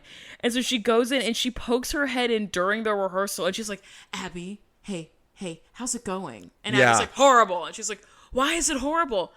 And they have an argument. Abby says, "I just spent the last 17 minutes telling your kid which foot she's supposed to be on." Yeah. And then Jill walks out, and you can. This sounded like spliced audio, like it was from a different. Oh, sure. point in the show, moment. but Jill allegedly at this moment says, "See, that's why I don't go in there. She's a bitch." Yeah, she is such a bitch. Whatever. Forgive me for it was a direct quote. Sorry. I mean, it's true. It That is a gendered swear word. Come on, King of the Libs. I lost my place in my notes. Hang on. Oh, there we go. So then Holly and Jill go to the front desk and confront Abby about it there. Did you get this part? Yes. Okay. They go back and forth about like whose fault it is, about, well, your daughter should pick up more and pick up faster. Well, she would pick up faster if you were paying attention and gave her more time. And then Abby asks Holly what the answer to the problem is and calls her doctor, which like she's trying to make doctor a derogatory term, and it feels like kind of mean. She's like, I don't know, you tell me, what should I do, doctor? Like, yeah. Your jealousy really apparent right now. Yeah, really no embarrassing for you. Jill at one point in her talking head says, I wish someone would treat Abby the way she treats kids. Yeah. Great news, though. That's probably why she treats them this way. Yeah, exactly. Great news, obviously, is said sarcastically. Yes, she was most likely bullied and not shown any sort of affection. For sure. So she's like, and look how great I've turned out, because that's a defense mechanism, obviously. And I'm fine. And now she thinks that that's how every child is supposed to be treated. Yeah. We get Kendall crying in the den for just like half a second, out of context, whatever, commercial. Yeah. Excuse me. Bless you. When we come back from commercial, we're in the green room. We have arrived at the competition. We get like the screaming fans outside and this whole hoopla. Hullabaloo. Hullabaloo about it, truly. Is that a word I say a lot? What? Hullabaloo? No. I said something the other day, and Rachel said the word at the exact same time as me, and I was like, oh, I wonder if that's a word I say a lot. Oh, I said rigmarole, I think is what. And she said, You've said that a couple of times. Yeah, I think that's what it was. Also a great word, though. True. Okay, so we get that the competition that we're at this week is the same. Are you done? No. Your knuckles are like singing, the national anthem over there. Yeah. And our flag was still there. All right, now I'm good. Okay, great. You want to do your knee or no? No. That's good. Thank you, though. You're welcome. That's very considerate of you. Fuck off. We're in the green room. We get reminded that this is the competition where the last time we were here, Chloe dropped her hat and Christy walked out and we didn't hear from them. Remember, Christy and Kelly were beefing for like 5 years about who called who and, whatever. God. That started at this competition. Oh, boy. Kim asks another mom for like a needle and thread, and Abby's like, you don't know how to sew? Well, and Kim's like, that's not what I said. I'm saying I don't have a needle and thread on me. Well, yeah. Kim was just kind of like standing around in the dressing room while everyone else is like doing stuff and helping their kids get ready. And Abby's like, you better get to sewing. And Kim like kind of looks around. She's like, can I borrow? What do I need to sew? Yeah. And Melissa's like, Kim doesn't look like she knows what she's doing. Yeah. She's very lost. Kim says, no, I don't sew right before a competition. And like, I am not a dance parent. I've never been in this world. I don't know if other dance studios, the guy who owns the other dance studio seems to think very highly of theirs. I wonder if they just have like the staff, like he's got a bunch of like instructors and they're the ones getting the kids ready, not the parents. The parents are out in the audience or like having a cocktail beforehand and then they just show up for the actual performance. Yeah, who knows? I wonder if it's like that. Yeah, I don't know. Tony, do some research. Let us know, King. Yeah. Tony's like, you got it. He pauses the podcast. He's doing research. Zoom enhance. CSI enhance. Miami. Yeah. He's got 3 monitors. Yeah. They're all for us. Yeah. Abby says that she doesn't think that Melissa is the one to help. She's like, if you're trying to sew something into your daughter's head, if you're trying to sew in her hair piece, her little thing in her hair, I wouldn't ask Melissa. She doesn't know how to do it, which is an off-color comment because Abby is usually blowing smoke up Melissa's ass. But this week, she's got to put her in her place. I guess. And then Christy says in her talking head that she doesn't know why Melissa's being nice. Says she has an ulterior motive sucking up to Kim. She's like, I don't know what it is, but she's up to something. Yeah, we'll see. She's never actually nice to people. It's true. She only does it to the end game here? Yes, she has a goal. Yeah.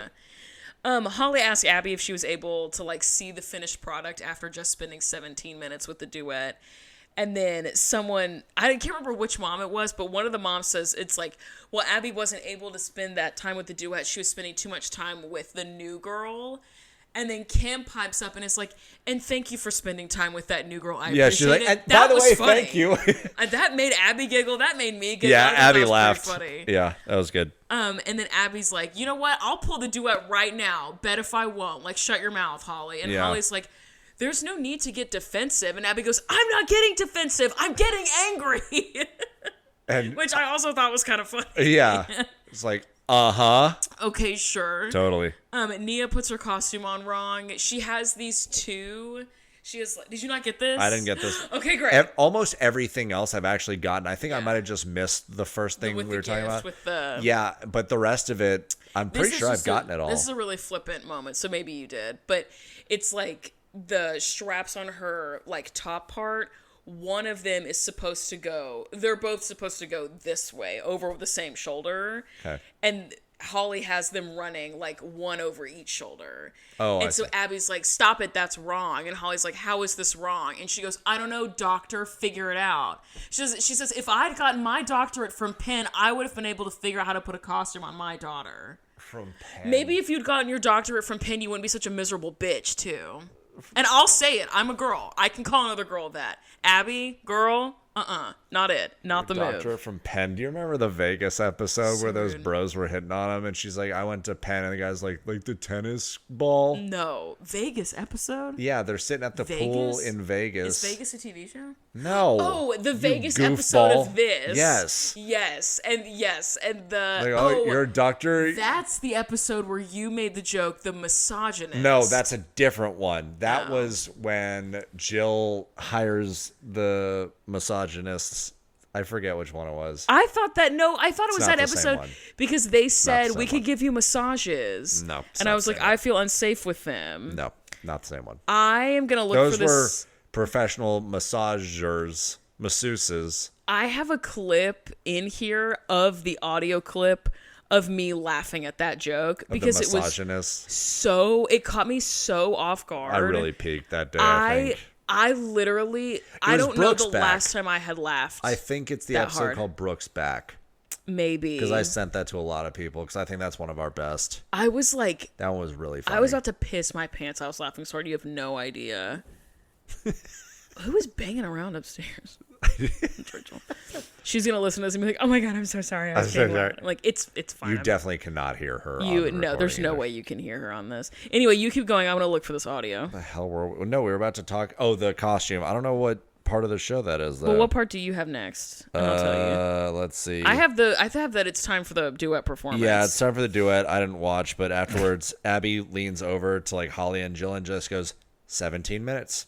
Like a compliment, like they did that in 17 minutes of rehearsal time. Not a flex. Yeah, it is not a flex. Chloe, OG Chloe, does her solo. Christine, her talking head, says that Chloe has a target on her back and Abby's trigger finger is itchy, but thankfully they make a cream for that. Ha. Hilarious. And she says, admittedly, new Chloe has lit a fire under Chloe. Like OG Chloe, blonde Chloe, we can call it. The original Chloe. OG, original recipe. New Chloe does her solo. Maddie tells her right before she walks out, like they're kind of in the wings or whatever. And, well, are you doing the thing? That is a cackle. For context, this was May 1st of 2022. This was over 2 years ago. Yep. That's crazy. Eli and I were... That's the hardest I've ever made you laugh. Yes. We were making... I can almost tell... It was season 2, episode 5, and I think is what I'm reading. And Eli made a joke. I was so mad about something, about some man. And there are two male masseuses. Massages, and they were being gross with women. And Eli said something about, like, if that guy was a supervillain, he would be the misogynist. And for whatever reason, the stars aligned. And I'm going to play it one more time and run it back. This is my genuine, real, on-record, recorded reaction.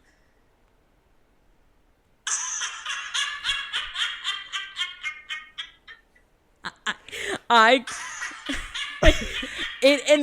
there's a gap in the sound wave too, right after you said it, where it like hits me. Because you inhale sharply. I'm like, because you were so shocked. She was like, "Oh my God, Eli said something funny." It really fucked my shit up. I also can't believe that was 2 years ago. Yeah, go That listen feels to like season yesterday. 2, episode 5. I think it was episode 5. I think it's called Brooke's Back. It's hilarious. All of the episodes we've done together are funny, but specifically when we had time to like not see each other and like really build up, those like first like 2 or 3 episodes we did together were hilarious. They were killer, yeah. Okay, anyway, back to this episode. Yeah. Let's see. Living in the glory of our past. New Chloe's Something you're very familiar with. New Chloe's solo. Maddie is in the wings with her and says, now remember to play it safe, but still be daring. Did you talk about the duet? You already talked about the duet. About the duet Yes. going? And I said Yes. they do pretty Abby well. I leans- don't live for the costumes. Yeah, Abby leans over and Yes, says yes. 17 minutes like it's a compliment. Yes. Sorry. So again, let's take 2. Yeah. Maddie tells new Chloe, play it safe, but still be daring. Miss Abby doesn't like when you just be safe, but don't like fall all over yourself. Like, great, Maddie, go ahead, girl, give us nothing. Go, girl, give us nothing. Love for lack of energy. Then we cut to a commercial. When we come back, we see the new Chloe actually perform. The music is butt ass, but she's dancing really well. There's a difference between, it's like when someone says that they feel like shit, it's like, oh, I'm sorry you feel like shit. But if someone's like, yo, dude, I feel like dog shit, you're like, oh, damn, that's really bad. Yeah. I heard a TikTok creator who I love was talking about how she feels like she got COVID semi-recently. And she was like, oh, I Damn. woke up and I thought, oh, I feel like butt ass. Butt ass is really good. It's like, yeah, that's way worse than feeling like just ass. Yeah. Feeling like butt ass. Yeah. So anyway, the music is butt ass, but I think her dancing is like pretty good. Her hair piece. So she does all these spins and all these turns, and the little bedazzled flower thing in her hair whoosh, flies out. And Abby's like, son of a... And she gets so fucking pissed in this moment and whips her head towards Kim. And she's like, I told you not to have help from Melissa. Melissa sucks, basically. Yeah. And she's like, it ruined her whole number. She said ruin the whole routine. It was the last 8 count that she was spinning. It did not ruin her whole number, girl. Christy in her talking head says, there's a scandal on the dance floor. Love Christy. The moms go back to the green room and Kim is like, I feel like I was maybe set up. And Melissa's like, are you fucking kidding me, girl? I'm right here. Yeah. You weren't set up. I just don't know what I'm doing. Abby kicks the door in basically and says, your kid had one chance to get on this team. She's a hot mess. She ruined everything. The kid in Orlando would have beaten Maddie, but that performance was bad. Okay. And Kim in her talking head says, well, today was a bit of a learning experience. That's so true. And Holly is trying to really like give it to Abby, and she's like, I think that things were great for only 17 minutes worth of work. And Abby's like, no, they weren't. I don't want fine. I want perfect. Okay. Then give more than 17 minutes worth of rehearsal time. Give a perfect rehearsal experience, How about that? maybe. The girls come back in to change their clothes for the group number, and Abby tells Chloe that she needs to like help. Hello? Abby tells Chloe that she needs to help her forget about this. Oh, make me, yeah. Yes, make the judges make me forget about your bullshit hairpiece solo moment and really, sink into the group rehearsal. She's talking to the new Chloe. I hate the costumes for the group number. It was very uncomfortable. They literally look like they're naked.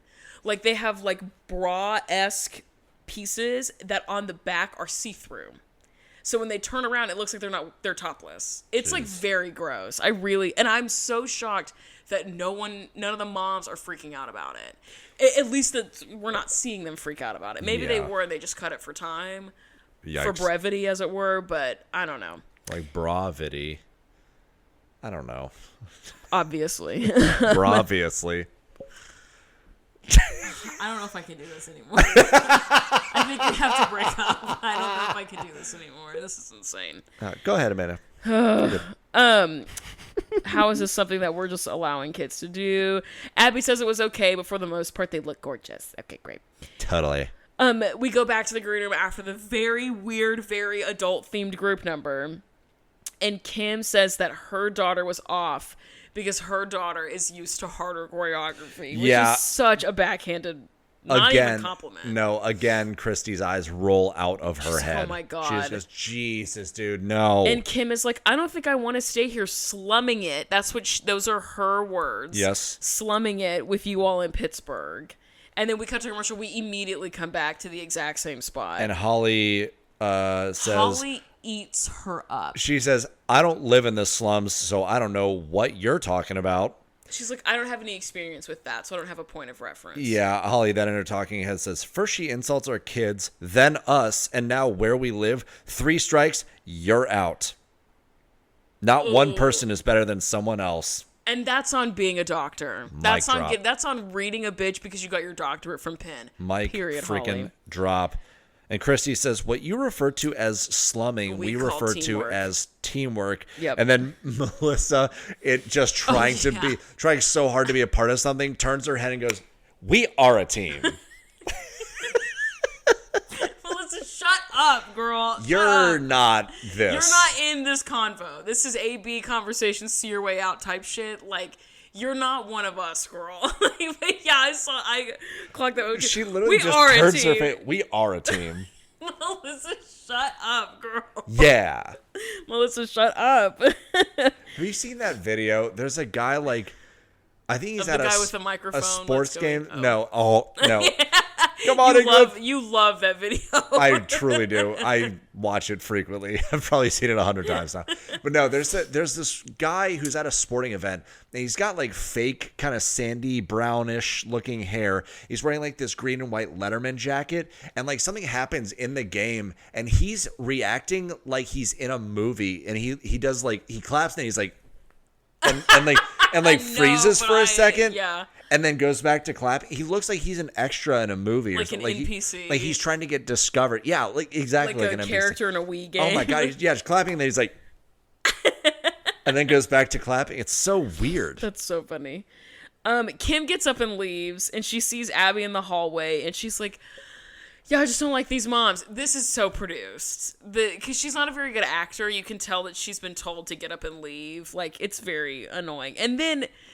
Abby brings Kim back in, and she's like, ladies, look who I found in the hallway. And Melissa snitches immediately. She's like, you should have heard the shit that she was talking about you, girl. Yeah, well, Kim walks out and starts talking to Abby, and all of them are like, wait, we can hear her right now. She's right there. And she's talking shit. She's like, these moms are crazy, whatever. And so Abby comes in and is like, what's up, y'all? And they're like, and Melissa's just she was talking shit about you too. Nuh-uh. She started, she said this, and she said that. Eat them up, Melissa. Yeah, go for it. And then the girls come back in, and Abby tells them that they could have been better for a few different reasons. Okay, great. Yeah. Okay, we get to the awards time. The awards are bad. We did not do well this week, ladies. Chloe, the original Chloe, gets 4th. Yikes. Which is bad. And new Chloe doesn't even get first, she gets 2nd. Yeah, so that's legit bad. The duet gets 3rd, which is also bad. Well, for 17 minutes. Well, yeah. The group gets 1st. But, they didn't sweep like they, always every week want to. Yeah. And then when they go back to the green room, Abby is, keeping the girls outside so she can berate the moms in private. Yes. And Kim tells Abby that she needs another week. Please, let me stay. Let me give, another week with my daughter to prove that she's worthy and blah, blah, blah. And Abby is really mad about all of it. And Holly's like, well, you didn't teach enough. And then Abby, on a heel turn, that's it, have a nice day, leaves. And then it ends. Abby says, so Holly's like, yeah, that's what you get with 17 minutes of attention. And Abby says, your kid should just, what did I type there? Abby says your kid should focus on her feet, and Holly's like, I wish you would just teach a child who deserves it. And Abby says, I only teach kids that warrant my attention. Yeah, and Holly really she walks out. With that. Yeah, and Holly's like, warrants? What do you mean? My child doesn't warrant your attention. The money we pay doesn't warrant your attention. And then after she leaves the room, again, trigger warning. But Jill says she is a miserable bitch. Thank you. But she whispers it, which means she means it extra hard. She's a miserable bitch. She doesn't want Abby to hear. Or that too. Because then her little Kendall might not get a solo. Oh, yeah. A special part. Oh, God. Not the special part. Do you have any other thoughts about the episode? That episode was kind of boring. We didn't really get any. I don't know that it was. I didn't think it was boring. Fights. Well, there's a new person. I guess that's true. And she sucks. Yeah. And when she talks, she sounds like she's drunk, or it's maybe because she literally can't move her face. Did you watch the next week on Dance Moms? No, I never do. I will say. Keep going. I was just going to do a kind of a different conversation, actually. I was just going to say next week is fucking insane. Okay. Love that. But no, if you choose to get, plastic surgery, any sort of like body mods, augments or whatever, like if you just get like little botox injections, I know so many women that do. Who cares? Who cares? Yes. However, this is to the point where like she literally can't move her face. And she, like, her speech is, her mouth doesn't move when she talks. Like, maybe like, she wants that, though. Yeah, what are we doing here, though? I don't know. I mean, listen, in my opinion, looks like an alien. If we're doing women's bodies, women's choices, yes, look the way you want to look. I don't care. Yeah, but it's her body. It's her choice. Yeah, she can look frightening if she wants to. People. Oh, that actually, I would support that fully. Like, I don't know. I want to look terrifying. Also, I haven't had plastic surgery. Like, I haven't been through any of those kinds of processes, but I do know that it is a risk every time, and every body reacts differently to botulinum toxins. Yep. So it's like, which I guess is just Botox, but any sort of like body modification that involves an injection or a implant or something, or any sort of chemical, every body responds differently. So some people go into those kinds of things thinking they'll look one way, and then they don't because their body doesn't respond. Yeah. So like maybe that was all, and then it's even more expensive to get it undone. I don't know. I don't know. I this isn't a comment on plastic surgery or anything like that. I don't care. Do whatever you want. This was just like, but you have questions. Hers, she sounds drunk because her mouth won't move. Yeah. It's like moving slower than her speech is wanting to come out. It's not what I would do personally. Also, it takes away your favorite feature on a woman, crow's feet. Crow's feet, correct. Damn. That was I about to say. Oh, speaking of plastic surgery, if I were to get plastic surgery, do you know what I would get? BBL. That's absolutely correct. Who's to say you don't already have a BBL? Listen. Some people have seen the cake and they have questions. What would you get if you were going to do? That's what I was going to say. You were? Gotcha. You got to be quicker than that. I was. I'll be sitting on this couch, but like this tall. I also was with ass. There's a mountain of ass. An ass mountain.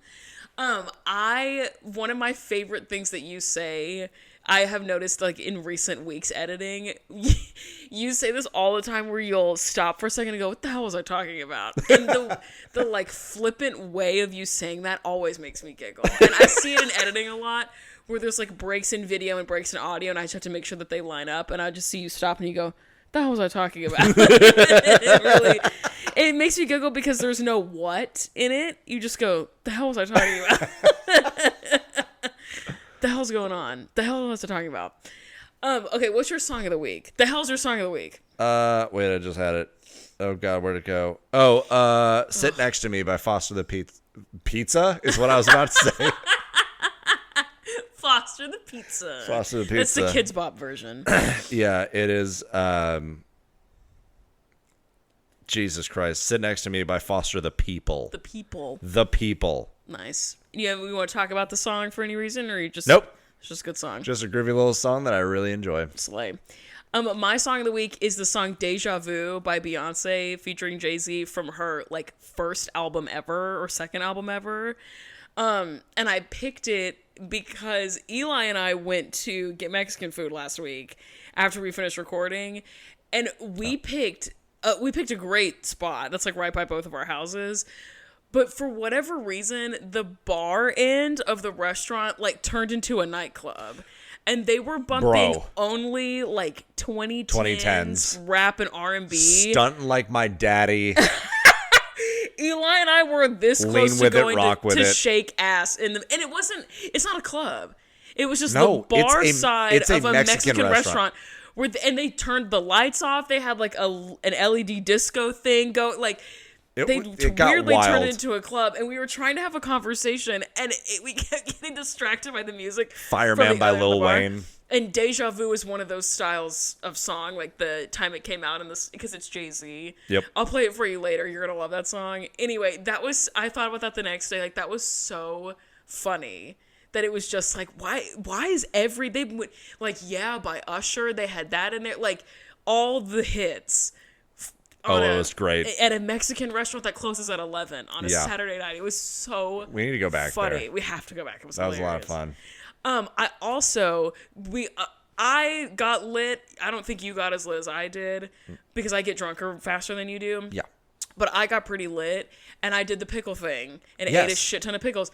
And I had a coworker who I will not out, but I had a coworker who got blackout drunk in the middle of the week because this person has just moved to Nashville and doesn't understand that when you go out to the club on Wednesday nights, the city is built to keep you going from bar to bar to bar. That's the point. The city benefits from you buying as much alcohol. Am I allowed to know where they went? On Broadway. Oh, God. Just down the strip. Yeah. And I was like, you fell victim to the city. You fell victim to the infrastructural design of Broadway Street in Nashville, Tennessee. Broadway is like sitting in a beanbag. It's like you awful. can't just do that for a second. You sink in and you become one with it. And they did not understand that. And I told them about the pickle thing later. Good. I was like, you have to. Like, that is the only way if you're getting wasted or if you're even, not even that. Because I was good to drive home. But I was like getting a little like swimmy and like just kind of buzz. like, I don't really know what's going on. So I'm just going to eat a bunch of pickles. I was totally fine the next day. Yes. So any amount of alcohol, if you just replenish those electrolytes as soon as your alcohol starts eating them up, eat a bunch of pickles. Eat as many as you can stomach before you throw up, and you'll be fine the next day. I eat Hand to God. Yeah, like a pickle and a half or so, and I'm good. Yeah, I'm totally good. Anyway, thank you so much for listening to this episode of the Pyramid Podcast. We've been your hosts. I'm starting to lose the capability of breathing out of my left nostril. Oh, Can God. you hear it? It's happening. Trigger warning allergies. for those that are anyway, not okay sorry with if that was snotty gross. noises. It's not snotty. That's the problem. Is it's being inflamed and congested. There's nothing there. It's just closing up. Follow us on Instagram at the Pyramid Pod. Email us at email us at thepyramidpodcast@gmail.com. Let us know what we missed, as long as you're nice about it. Let us know your helpful. tea. Send us your fun, goofy questions. I love Alyssa's questions. Yes, and send your pyramid. Yeah, send a Shout out to a customer. Listener pyramid. Tony and Alyssa both Understanding had the assignment. pyramids today. Yes, well done. Cheyenne, bestie Cheyenne, who's been listening since day one, also understands the assignment. Yeah.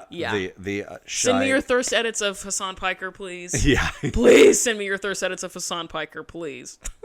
Settle down over there. No, I refuse. I will not. I will not be him. tamed. Start beating your chest. Yeah, I love him. I just start like crying blood. Oh my God. I feel like that's all I had to say. That's all I got, dog. Okay, good night, Alyssa. Good night, Alyssa. Thank you so much for listening. Goodbye. Goodbye. I'm gonna go kidnap Iggy. Or try to, anyway. It's a baby. Baby icky picky. Iggy.